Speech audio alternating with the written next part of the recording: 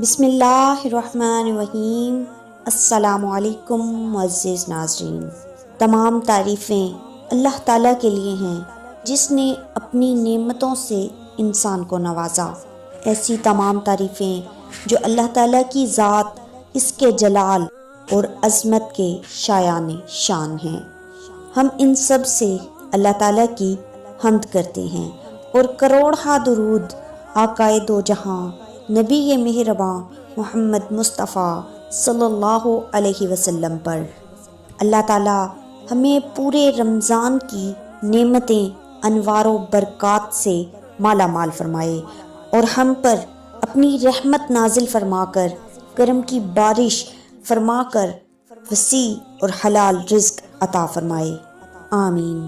محترم ناظرین، اللہ تعالیٰ انسان کا خالق و مالک ہے اور اللہ تعالیٰ کی ذات اس بات کے لائق ہے کہ بندہ ہر وقت اس کے سامنے سجدہ ریز رہے، لیکن چونکہ انسان میں غلطی اور بھول چوک کا مادہ ہے، اس لیے کبھی نہ کبھی چوک ہو جاتی ہے۔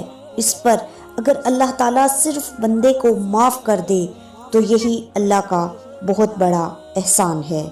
لیکن قربان جائیے اس مہربان رب پر کہ جب بندہ کوئی گناہ کر بیٹھتا ہے اور اس کے بعد اللہ تعالیٰ سے توبہ و استغفار کرتا ہے تو وہ صرف معاف ہی نہیں کرتا بلکہ معافی کے ساتھ ساتھ بہت سے فضائل و انعامات سے نوازتا ہے، جن کا ذکر ہمیں قرآن و حدیث میں ملتا ہے۔ حدیث قدسی ہے، اے ابن آدم، اگر تمہارے گناہ آسمان تک پہنچ جائیں پھر تو مجھ سے مغفرت طلب کرے تو میں تیری مغفرت کر دوں گا اور مجھے کوئی پرواہ بھی نہیں ہوگی۔ محترم ناظرین، اللہ تعالیٰ کے ساتھ انسان کا جو رشتہ ہے، اس میں انسان کی کچھ کمزوریاں آڑے آتی ہیں، گناہ ہو جاتے ہیں، غلطیاں ہو جاتی ہیں۔ ان غلطیوں کے بعد اپنے رب کریم کے ساتھ اپنے تعلق کو مضبوط کرنے کے لیے اللہ اور رسول نے جو ہمیں وظیفہ دیا ہے اس کو استغفار کہتے ہیں۔ استغفار ویسے اس کا لغوی معنی تو ڈھانپنا ہوتا ہے، یہ غفر سے بنا ہے، لیکن اس کے اصطلاحی معنی یہ ہیں کہ جو گناہ انسان سے ماضی میں ہو جائیں ان سے معافی چاہنے کا نام استغفار ہے۔ کچھ لوگ توبہ اور استغفار کا لفظ اکٹھا بولتے ہیں، لیکن توبہ کا معنی ہوتا ہے آئندہ گناہ نہ کرنے کا وعدہ کرنا، اور استغفار کا معنی پچھلے گناہوں سے اللہ کے حضور معافی مانگنا۔ محترم ناظرین، اگرچہ مفہوم کے لحاظ سے یہ ہم معنی ہی بنتے ہیں، لیکن ان کا جو اصطلاحی مفہوم ہے وہ یہ ہے کہ جب آپ پچھلے گناہوں سے معافی مانگ رہے ہوتے ہیں تو اس کو استغفار کہتے ہیں۔ اللہ تعالیٰ نے اس استغفار کو بڑا پسند فرمایا ہے اور یہ استغفار کے جملے مالک کو اتنے پسند آئے کہ اللہ پاک نے نبی پاک صلی اللہ علیہ وسلم کو بھی حکم دیا، کہا محبوب آپ بھی میری بارگاہ میں استغفار کریں۔ اگرچہ نبی کریم صلی اللہ علیہ وسلم کا استغفار اس معنی میں نہیں ہے، بلکہ نبی پاک صلی اللہ علیہ وسلم کا استغفار تو بلندی درجات کا معاملہ ہے، کیونکہ استغفار ایک عبادت ہے۔ یہ عبادت کرنے کا اللہ پاک نے اپنے محبوب کو بھی ارشاد فرمایا۔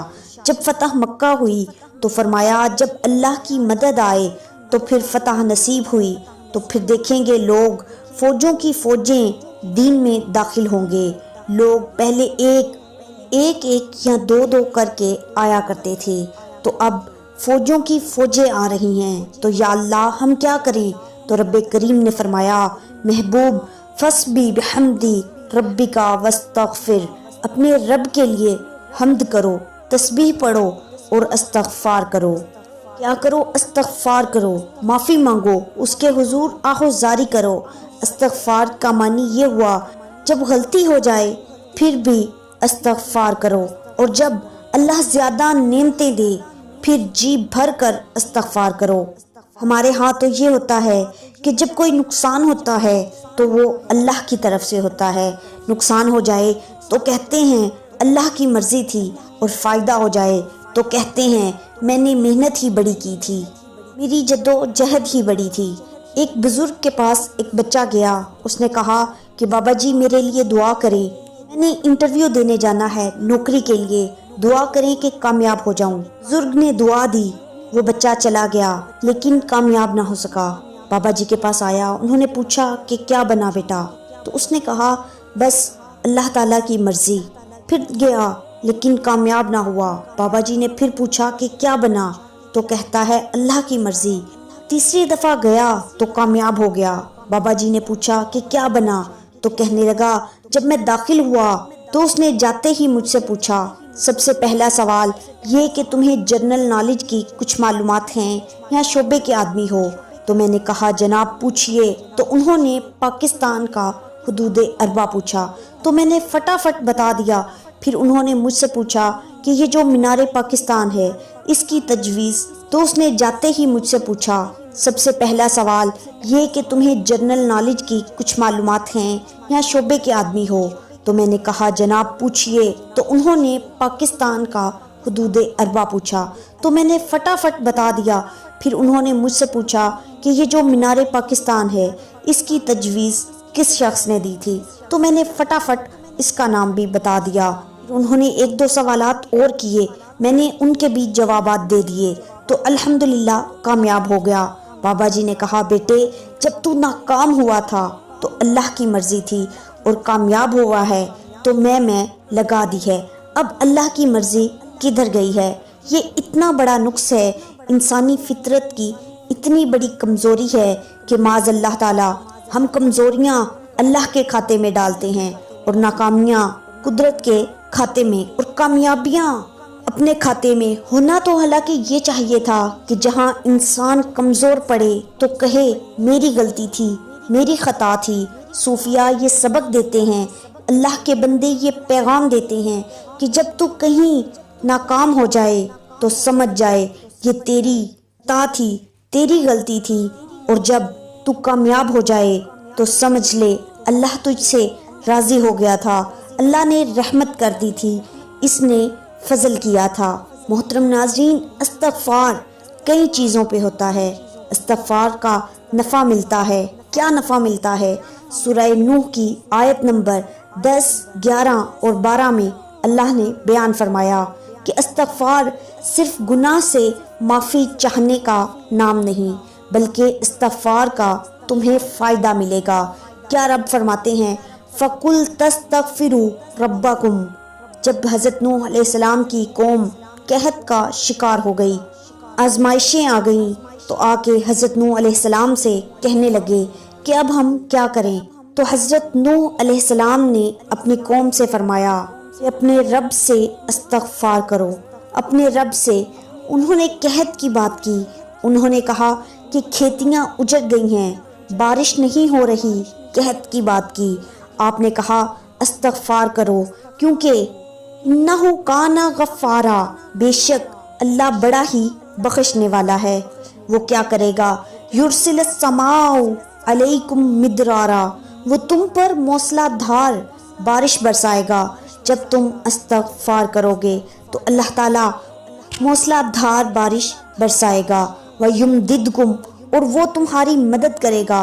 استغفار کرنے والے کی اللہ کیسے مدد کرے گا؟ بِأَمْوَالٍ وَبَنِينَ، تمہیں مال بھی عطا کرے گا اور بیٹے بھی عطا کرے گا، بارشیں بھی دے گا استغفار کرنے والے کو، اور مال اور اولاد سے اس کی مدد بھی کرے گا۔ وَيَجْعَلْ لَكُمْ جَنَّةٍ وَيَجْعَلْ لَكُمْ أَنْهَارًا، اللہ تمہیں جنت بھی عطا کرے گا اور تمہیں نہریں بھی عطا فرمائے گا، تمہارے لیے جنت بھی بنائے گا اور انہار بھی بنائے گا۔ توبہ کا، استغفار کا تمہیں یہ فائدہ ملے گا۔ امام احمد بن حنبل رحمۃ اللہ علیہ فرماتے ہیں ایک دفعہ مجھے عراق کے کسی گاؤں میں رات ہو گئی۔ میں ایک مسجد میں گیا لیکن چوکیدار نے مجھے وہاں سے نکال دیا۔ میں مسجد سے باہر فرش پر سو گیا۔ چوکیدار نے مجھے پاؤں سے پکڑا اور گھسیٹ کر مسجد سے دور کر دیا۔ ایک خدا ترس آدمی مجھے اپنے گھر لے گیا۔ وہ شخص چلتے پھرتے اٹھتے بیٹھتے ہر وقت استغفار پڑھتا تھا۔ صبح ہوئی تو میں نے اس شخص سے پوچھا کہ کیا آپ کو استغفار پڑھنے کا کوئی فائدہ بھی ہوا ہے؟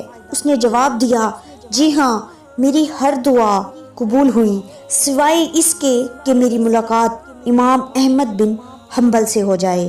تو میں نے کہا، میں ہی احمد بن حنبل ہوں، اور تم دیکھو کہ مجھے کیسے گھسیٹ کر تمہارے پاس لایا گیا ہے۔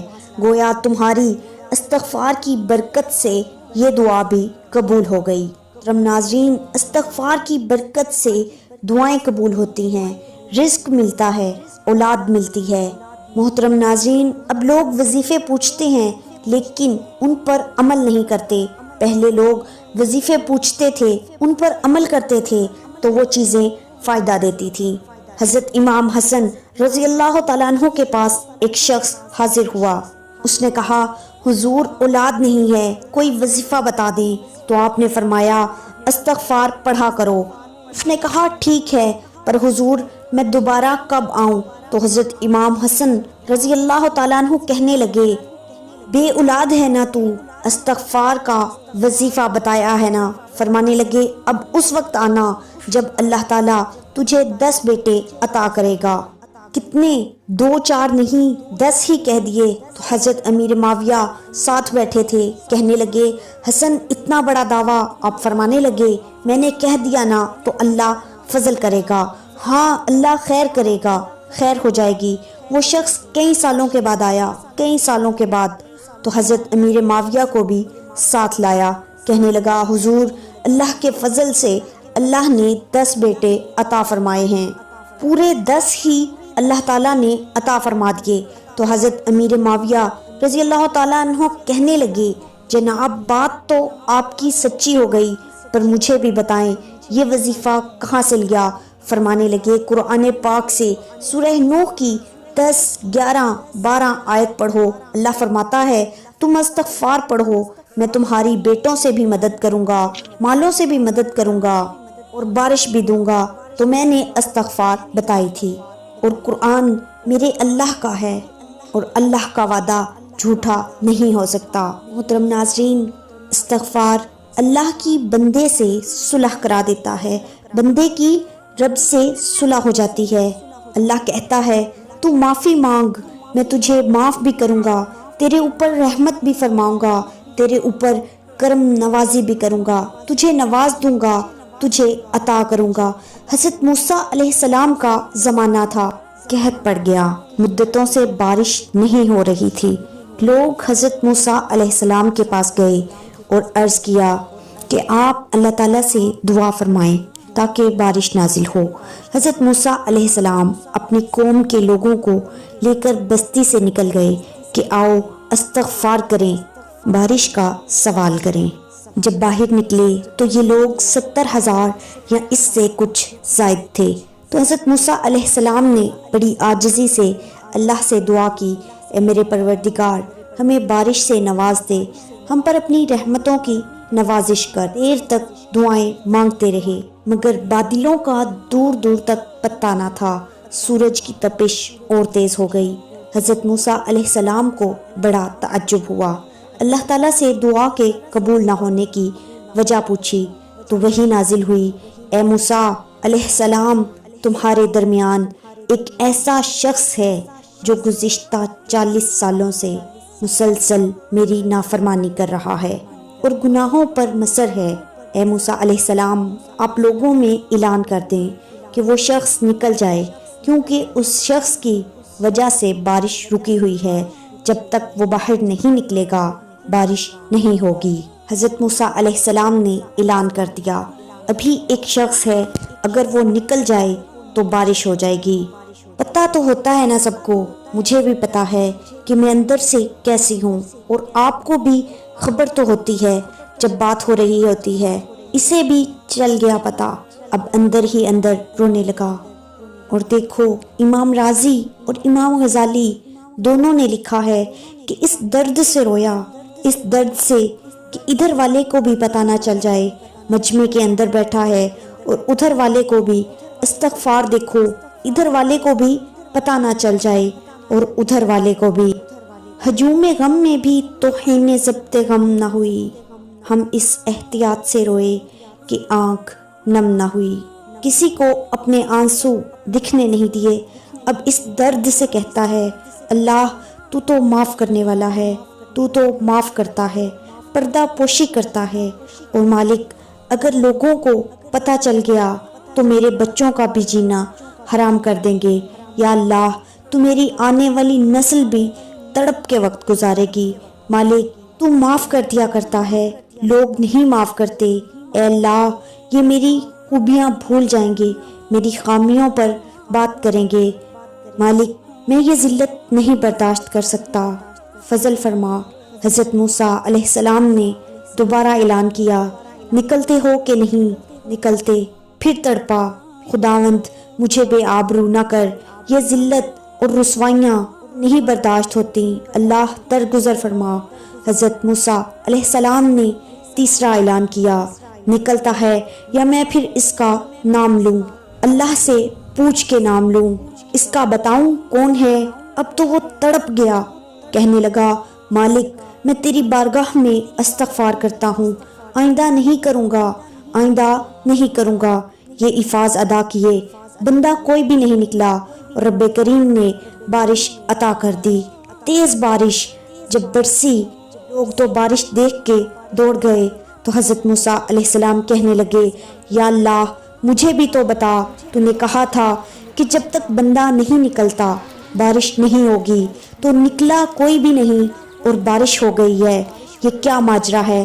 تو رب کریم نے فرمایا موسیٰ بس اس نے مجھ سے صلح کر لی، اس نے مجھ سے صلح کر لی۔ اور امام غزالی رحمۃ اللہ علیہ نے لفظ لکھے، حضرت موسیٰ علیہ السلام نے پوچھا، حالانکہ رب کریم نے اپنے نبیوں کو غیب کے خزانے عطا فرمائے ہیں، پوچھا کہ اللہ مجھے اس کا نام بتا دے، تو رب کریم نے فرمایا موسیٰ جب گناہ گار تھا تب نہیں کسی کو بتایا، جب پاپی تھا تب نہیں بتایا، جب مجرم تھا تب نہیں بتایا، اب کیسے بتا دوں؟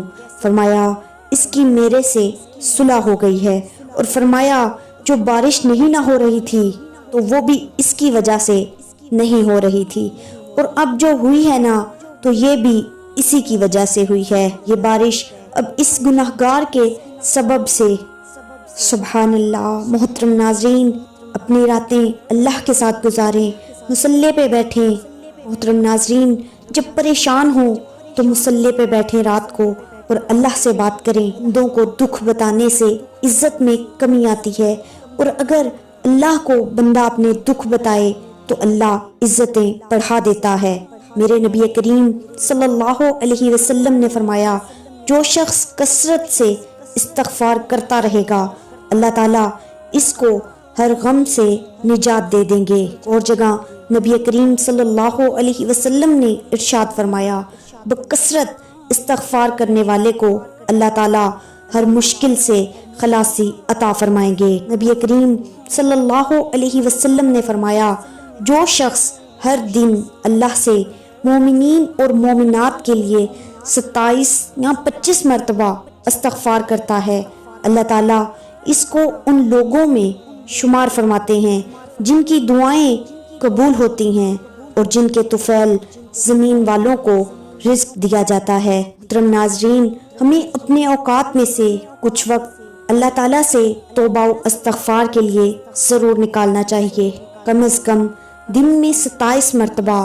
اللہم اغفر للمؤمنین والمؤمنات، اور کم از کم دن میں 313 مرتبہ استغفر اللہ پڑھ لیں اس دھیان کے ساتھ کہ اے اللہ میں کمزور ہوں، حقوق اللہ اور حقوق العباد مجھ پر لازم ہیں لیکن میں ادا نہیں کر پا رہا، گناہ بھی ہو رہے ہیں، آپ ہی میری مدد کر سکتے ہیں، آپ ہی مجھے گناہوں سے بچا لیجئے، حقوق اللہ حقوق العباد ادا کرنے کی توفیق عطا فرمائیے۔ اللہ پاک سے دعا ہے کہ اللہ پاک ہم سب کو زیادہ سے زیادہ توبہ و استغفار کرنے کی توفیق عطا فرمائے، آمین۔ امید کرتی ہوں آپ کو آج کی ویڈیو پسند آئی ہوگی۔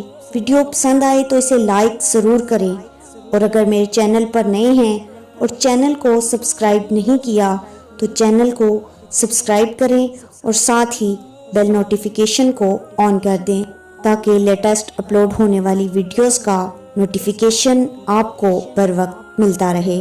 ملتے ہیں اگلی ویڈیو میں، تب تک کے لیے اللہ نگہبان۔